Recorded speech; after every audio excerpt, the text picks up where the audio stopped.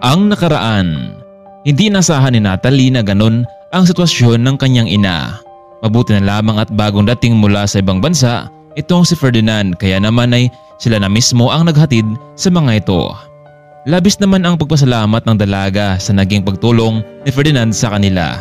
Samantalang nagalit naman itong si Doña Cielo dahil hindi man lang sinabi ng kanyang anak ang kanyang pagdating. Isa pa sa kanyang nagalit dahil ito yung panahon na tinulungan ni Ferdinand, gayong may pagkakautang pa ang mga ito sa pamilya. Yaya Nora, nandito na kami. Oh, Natalie, Yaya Melissa, pumasok muna kayo sa kwarto. Mag-usap tayo mamaya. Nagtungo na nga sa kwarto ang dalawa. Samantalang pinagtapat naman ni Aling Nora kay Ferdinand na dumating na rin ang kanyang ina, ngunit nagalit ito sa kanyang ginawa. Sige Yaya, nakausapin ko lang si Mami mamaya. Tsaka pwede ka bang magluto ng masarap na adobo para sa akin? Namiss ko na yun eh. Sige, senyorito. Ngayon din magluluto ako. Senyorito, kumusta nga pala si Melissa? Ayun, Yaya. Kailangan niyang pahinga at uminom ng mga gamot na para sa kanya. Sige ha, pupunta ko muna si Mami. Nagtungo itong si Ferdinand sa kwarto ng kanyang Mami Cielo para makausap ito sa kanyang muling pag-uwi sa bansa. Mami, kumusta na po kayo? Ilang buwan tayo hindi nagkita ngayon ah. My son, alam mo bang nagtatampo ako sa'yo? Kasi hindi mo man lang sinabi sa akin na uuwi ka at para naman masundo kita sa airport. Naku Mami, I'm sorry pero hindi na kita tinawagan pa. Alam ko naman na abala ka sa trabaho natin, di ba? Ay nako Ferdinand, galit talaga ako sa'yo. Ma'am, baka naman kakarating ko lang ngayon tapos magalit ka sa akin. At saka isa pa, bakit mo tinulungan si Melissa? Alam mo bang malaki pa ang pagkakautang niyan sa pamilya natin simula nung pumanaw ang kanyang asawa? Ma'am, hindi ko naman pwedeng hindi tulungan si Yaya Melissa.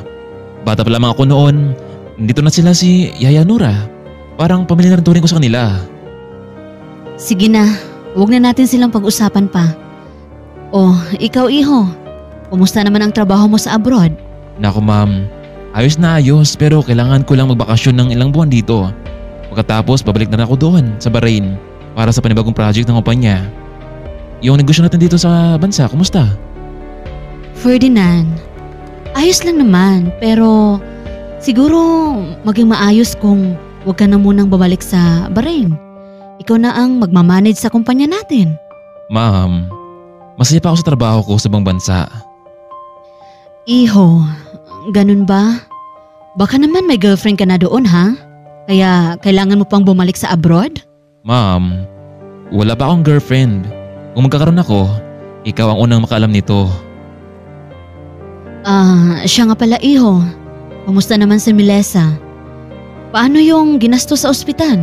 Sino mababayad doon? Ma'am, syempre, tayo. Kaya mo bayad ng hospital bill niya. Ay nako Ferdinand. Kailangan natin idagdag sa listahan ang pagkakautang nila, yung pinabayad mo sa ospital. At para mas lalong lalaki pa ang kanilang panilibihan sa atin. Oh, paano na yan? Makapagtrabaho pa ba si Melissa? Ma'am, siya nga pala. Dumating ang kanyang anak na si Natalie. Ang sabi niya, siya daw ang papalit sa kanyang ina para magsilbi sa atin. Ano? Nandito siya sa pamamahay natin? Oo ma'am, naroon siya ngayon sa kwarto ni Yaya Melissa. Iho, pwede naman. Sang-ayon ako pero isa lang dapat ang maiwan dito. Yung isa ay dapat umalis na sa pamamahay natin. Samantalang nag-uusap naman ang mag-ina sa kanilang kwarto. Nay, kumusta na ang pakiramdam mo? Simula ngayon, ako na ang papalit sa inyo bilang katulong. Nay, gusto kong magpahinga muna kayo. Anak, marahil kailangan kong umuwi muna sa probinsya natin. Nay, makikiusap ako sa kanila na dumito ka na lang kasama ko. Ayaw kong makalayo tayo, Nay, lalo na at ako na lang ang kasama mo sa buhay.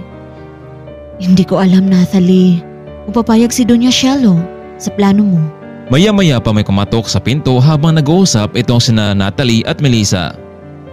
Natalie, pinapapunta ka ni Doña Cielo. gusto kanyang makausap. Aha! Talagang hindi may tatanggi na kamukha mo talaga ang iyong ina. Pero ang masama lang, mahirap kang ipinanganak. Sinabi sa akin ni Ferdinand na ikaw ang papalit sa iyong ina. Opo, Doña Cielo. Sana payagan niyo po ako magtrabaho dito at tumira dito kasama ang nanay ko. No! Hindi ako papayag. Dalawa kayong titira sa pamamahay ko? Paano ang inyong makakain? Huwag niyong sabihin na kami pa rin ang magpapakain sa inyong dalawa. Doña Cielo, hindi naman po sa maging pabigat si nanay. Wala na po kaming ibang kamag-anak dito. Kung magkano man po ang gastos ni nanay kada buwan, babayaran ko naman po. Ma'am, sige na. Pumayag na kayo. Sige. Papayag ako pero ito tandaan niyo ha. Ayaw kong pakalat-kalat yung nanay mo sa loob ng mansyon. Kapag nakita ko siya, ilalabas ko siya sa mansyon. Napayo ko na lamang itong si Natalie. Hindi niya inakala na ganito pala ang ugali ng amo ng kanyang ina. Sige na, tapos na tayong mag-usap. Ipasok mo na yung nanay mo sa kwarto mo at magsimula ka ng magtrabaho dito. Ang dami niyo pang pagkakautang dito sa amin na dapat mong bayaran. Nay, bakit ganun kasungit yung si Doña Cielo? Kahit noon ba, ganyan na talaga ang kanyang ugali? Alam mo anak, matagal na ako dito sa mansyon. Tumanda na lang ako dito pero yung ugali niya, ganun pa rin, hindi nagbabago. Nay, bakit hindi kayo umalis noon?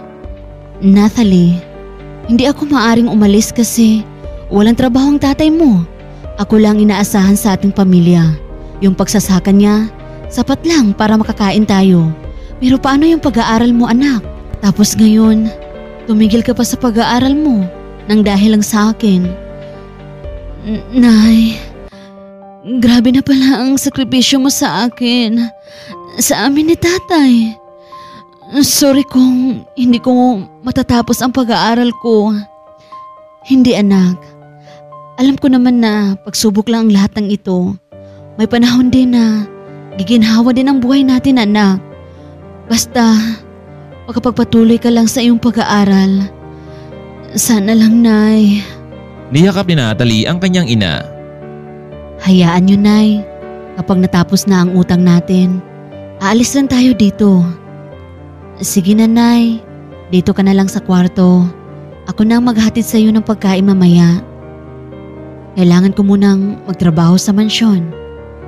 Paglabas ni Natalie sa kwarto ay nakasalubong niya itong si Ferdinand. Sir? Natalie, pwede ba tayo mag-usap? Tungkol saan po sir? Pagpasensya mo ng nanay ko. Ewan ko ba simula noong bata pa ako hanggang sa nagbinata ako. Gano'n na kainit ang dugo niya kay Yaya Melissa. Pero kay Yaya Nora naman, hindi naman. Ewan ko ba kung bakit sigat sa buto ang galit niya rito. Sir, baka alam ni Aling Nora kung ano ang dahilan. Naitanong niyo ba sir? Di pa naman. Sige, itatanong ko muna sa kanya. Pakidala mo ako ng coffee sa kwarto ko. Medyo masakit kasi ang ulo ko dahil sa biyahe. Sige po sir. Sir, ito na po ang coffee niyo. Sige, pakilagay na lang dyan sa mesa Natalie. Nakita mo ba si Yaya Nora? Opo sir, nasa kusina po siya ngayon. Pakisabi sa kanya na pupunta niya ako dito ha. At ikaw, meron akong kaunting labahan dyan. Pwede bang laban mo ito? Oo naman sir. Yun naman po ang tungkulin namin. Teka lang. Alam mo, maganda ka pala. Maputi at sexy. Mukhang hindi bagay sa iyo ang maging tagalaba, tagalinis lang. Naku sir, wala naman po akong ibang pwedeng mapasok ang trabaho. Unang-una po, high school lang po ang natapos ko. Paano kung ako ang papaaral sa kolehiyo? Bakit naman sir? Anong dahilan mo para pag-aralin ako? Wala lang. Gusto ko lang tumulong sa mga tao. Lalo na sa'yo. Tapos sir, anong kapalit ng pag-aaral mo sa akin? Isa pa, baka magagalit ang mami mo. Dahil hindi mo naman kami kaano-ano. Walang pakialam ito si mami dahil sarili kong pera naman ang gagamitin ko. Pera ang pinaghirapan ko sa abroad. Hindi ko pa alam sir kung tatanggapin ko ang alok mo. Sa ngayon, pag-isipan ko muna. Sige Natalie. Bibigyan kita ng ilang mga araw para makapagdesisyon. Sige sir, lalabas na ako. Lalaban ko muna yung mga damit mo. Sige, pakisabi na lang ha kay Nora na papunta siya dito sa kwarto ko. Gusto ko siyang makausap ng pribado. Okay sir. Aling Nora, gusto ka daw makausap ni Sir Ferdinand. Pumunta daw po kayo sa kwarto niya. Ha? Bakit kayo sa kwarto pa? Hindi ko alam, Aling Nora. Sige Iha, ikaw muna ang bahala sa labahin natin. Puntahan ko muna si Sir. Sir, narito na po ako. Yaya Nora, naalala ko. Hindi ba halos magkasabay kayong pumasok dito ni Yaya Melissa? Opo sir. Kung ganun, bakit mainit ang dugo ni Mami sa kanya? Hanggang ngayon, ano ba nangyari? May dapat ba akong malaman ha, Yaya? Sir, wala pa akong karapatan na magsabi sa yun yan. Itanong niyo lang sa mami niyo. O kaya naman kay Melissa. So, talagang may lihim talagang tinatago si Mami. Yan siguro ang dahilan para magalit siya kay Melissa at sa kanyang anak.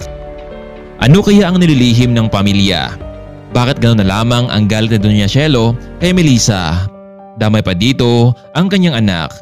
Sino kaya ang magsasabi ng katotohanan?